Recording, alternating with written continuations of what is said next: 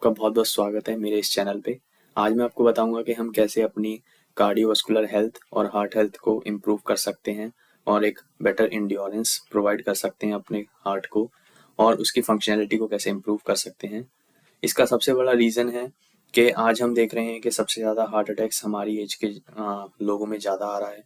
पहले ये 50-60 के बाद आता था, आज हम देख रहे हैं कि 12 साल के बच्चों में भी है, 25 से 30 के एज के जो लोग हैं उनमें भी है। इसका सबसे बड़ा रीज़न जो है वो स्पेसिफिकली ये है कि आज की नॉर्मल लाइफ रूटीन में जो हम देख रहे हैं, डेली लाइफ रूटीन में हम देख रहे हैं कि डिप्रेशन बहुत ज़्यादा है, लोगों में एनजाइटी बहुत ज़्यादा हो गई है, वर्क लाइफ इम्बैलेंस बहुत ज़्यादा है। उसके थ्रू वो अपनी हेल्थ को, नॉट ओनली हार्ट हेल्थ बल्कि अपनी पूरी ओवरऑल हेल्थ के ऊपर जो है वो फोकस नहीं कर पा रहे हैं और बर्डन बहुत ज़्यादा हो गया है पर्सनल और प्रोफेशनल एस्पेक्ट्स से रिलेटेड। उस चक्कर में भी लोगों को जो है ये पर्सनल हेल्थ एस्पेक्ट्स जो हैं वो फेस करने पड़ रहे हैं।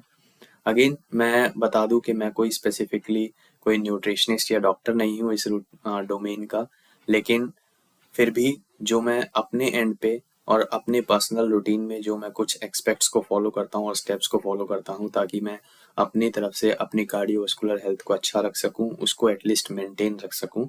तो बेसिकली हार्ट हेल्थ को मेंटेन रखने के लिए जो है आपको फिजिकल एक्टिविटी और डाइट अगेन दोनों इम्पॉर्टेंट है, लेकिन आपकी फिजिकल एक्टिविटी ज़्यादा इन्वॉल्व होनी चाहिए।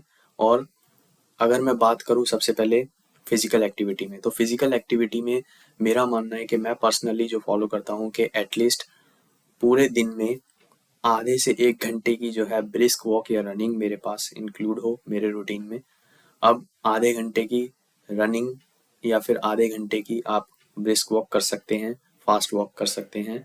और आप खाना खाने के बाद ज़रूर कीजिए वॉक, जैसा मैं पहले भी बोल चुका हूँ कि लंच और डिनर के बाद आपके रूटीन के अंदर जो है वॉक बहुत ज़रूरी है।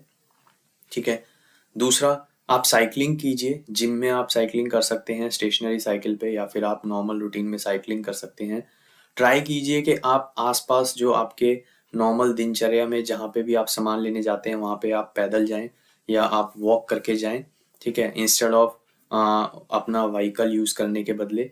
ठीक है, आप अगर कहीं पे ट्रैवल कर रहे हैं स्पेशली इन मेट्रो और कहीं पे भी, तो आप ट्राई कीजिए कि आप एलिवेटर्स का यूज़ बहुत कम करें, क्योंकि आप बहुत हेल्थी एक्सपेक्ट में हैं। आपकी एज जो है वो अभी उस एक्सपेक्ट में नहीं है कि आप एलिवेटर्स को यूज़ किए। हाँ, अगर आप बहुत जल्दी में हैं, आप कहीं के लिए लेट हो रहे हैं तब समझ आता है, वरना आप नॉर्मल रूटीन में मेरी प्रेफरेंस है कि आप स्टेयरकेस का यूज़ कीजिए। जितना ज़्यादा आप स्टेयरकेस का यूज़ करेंगे आपकी हार्ट की स्ट्रेंथनिंग बहुत ज़्यादा होगी। ठीक है, तो आप स्टेयर्स का बहुत ज़्यादा यूज़ कीजिए अगर आप कर सकते हैं। ठीक है, ऑब्वियसली अगर आपका ऑफिस 10th या 12th फ्लोर पे है तो वो it's up to your choice. But हाँ, अगर वो 3rd-4th फ्लोर पे है या आप कहीं किसी से मिलने जा रहे हैं या आप बिजनेस रूटीन में हैं और आपकी कहीं मीटिंग है और अगर आपकी फर्स्ट या सेकंड फ्लोर पे जो है वो ऑफिस है, तो आप ट्राई कीजिए कि आप स्टेयर्स का यूज़ करें। एटलीस्ट 3 to 4 फ्लोर्स के लिए जो है आप प्रेफर कीजिए कि आप स्टेयर्स का यूज़ करें। जितना ज़्यादा आप फिजिकल एक्टिविटी अपने रूटीन में ऐड करेंगे उतना ही ज़्यादा आपकी कार्डियोवास्कुलर हेल्थ इंप्रूव होगी। अगर आप सिर्फ मसल बिल्डिंग पे फोकस करेंगे या आप जिम जाते हैं जिम पे फोकस करेंगे, तो वो आपके हार्ट हेल्थ को इतना इम्पैक्ट नहीं कर रहा है, इतना स्ट्रेंथनिंग नहीं करेगा। करेगा लेकिन इतना नहीं करेगा। तो मेरी पर्सनल प्रेफरेंस ये कहती है कि आपके रूटीन के अंदर जो है एथलेटिक वर्कआउट होना बहुत ज़रूरी है, rather than having a big muscles. So big muscles जिनके पास है वो बेसिकली प्रोफेशनल या तो प्रोफेशनली बहुत ट्रेन कर रहे हैं उस पर्टिकुलर डोमेन के लिए। लेकिन अगर हम एक नॉर्मल पर्सन की तरह देखें अपने लाइफ रूटीन में, जो कि हम या तो हम जॉब पे जा रहे हैं या हमारा कोई बिजनेस है, उस एक्सपेक्ट में अगर हम देखें, आप मसल बिल्डिंग के ऊपर फोकस कीजिए लेकिन साथ में आप जो है अपनी एथलेटिक परफॉर्मेंस के ऊपर भी फोकस कीजिए। अगर आप जो है सिर्फ एक ही स्पेसिफिक एरिया को ट्रेन करते रहेंगे तो अदर एरियाज जो हैं वो आपके डेफिनेटली अफेक्ट करेगा आपको। सो मेरा मानना ये है कि अगर आपके पास आपका वर्कआउट रूटीन जो है वो combination of muscle building plus athletic workout है, तो that leads toward the best physical health. So इसके लिए आप बेसिकली जैसा मैंने फिर बताया कि आप जो है ब्रिस्क वॉक ऐड कर सकते हैं, आप रनिंग कर सकते हैं, आप साइकिलिंग कर सकते हैं, स्टेशनरी साइकिल और नॉर्मल साइकिलिंग। तो ये सब के थ्रू जो है आप अपनी नॉर्मल हार्ट हेल्थ को जो है आप इम्प्रूव कर सकते हैं।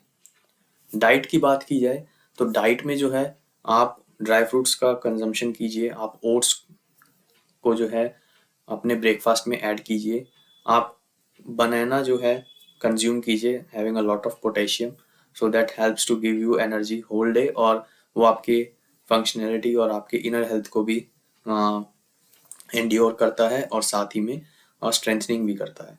ठीक है, आप कोई भी फ्रूट कंज्यूम कर सकते हैं। ट्राई कीजिए कि आप ऑयल और घी का जो है कम यूज़ करें, और अगर आप यूज़ करते भी हैं, जैसे हमने गाँव में और अपने नियर बाय एरिया में देखा भी है कि लोग घी बहुत ज़्यादा खाते हैं, that is not a big problem. ठीक है, और there is no problem in it. आप खाइए, लेकिन आप उसके जितना वर्कआउट भी कीजिए। मैं ये नहीं कहूँगा कि आप जो है घी खाना बंद कर दीजिए, या आप जो है ऑयल अपने खाने में कम कर दीजिए। आप जितना नॉर्मली डालते हैं अगर आप उतना डाल रहे हैं, और ये आपको पता है कि आप कितना कंज्यूम कर रहे हैं, तो ये आपकी रिस्पॉन्सिबिलिटी है अपनी हेल्थ के लिए कि हाँ, आप जितना कंज्यूम कर रहे हैं एटलीस्ट उतना आप बर्न भी करें। और बर्न करने का तरीका एक ही है, वो है फिजिकल एक्टिविटी।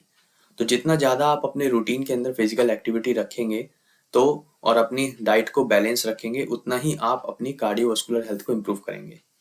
इसके लिए स्मोकिंग जो है आज का सबसे बड़ा रीज़न है। आप स्मोकिंग को कम कीजिए, और मैं तो कहूँगा कि बंद ही कीजिए, क्योंकि ऑलरेडी हमारा इन्वायरमेंट इतना पॉल्यूटेड है, और स्पेसिफिकली मेट्रोपॉलिटन एरियाज़ में।